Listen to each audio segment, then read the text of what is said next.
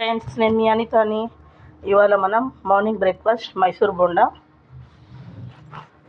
పుట్నాలు, కొబ్బరి చట్నీ చేసుకున్నాము. మంచిగా ఇట్లా దీంట్లో ఏం వేయొద్దు, ఉట్టి పెరుగు, పచ్చిమిర్చి, జీలకర్ర, ఉల్లిపాయలు, కరివేపాకు, కొత్తిమీర వేసుకొని చేసుకోవాలా. సాఫ్ట్గా వస్తుంది. మనకు లోపల కూడా పిండి మంచిగా ఉడికిపోతుంది. ఇది మంచిగా మనకి ఏంటంటే ఇట్లా చిన్నపిల్లలు కొంతమంది ఇట్లా పిండి తీసేస్తారు, లోపల ఇట్లా ముద్దలకి ఇట్లా ఏమి ఉండదు. పెద్దవాళ్ళైనా చిన్నవాళ్ళైనా మంచిగా తినేస్తారు. మరీ అంత గట్టిగా కలుపుకోవద్దు, మరీ అంత పలుచగా కలుపుకోవద్దు. మనం మార్నింగ్ మంచిగా గట్టిగా కలిపి పెట్టుకోవాలా. మార్నింగ్ మంచిగా ఉబ్బుతుంది పిండి. ఉబ్బిన తర్వాత ఒక 1/2 kg పిండికి 1/4 kg పెరుగేయాలా.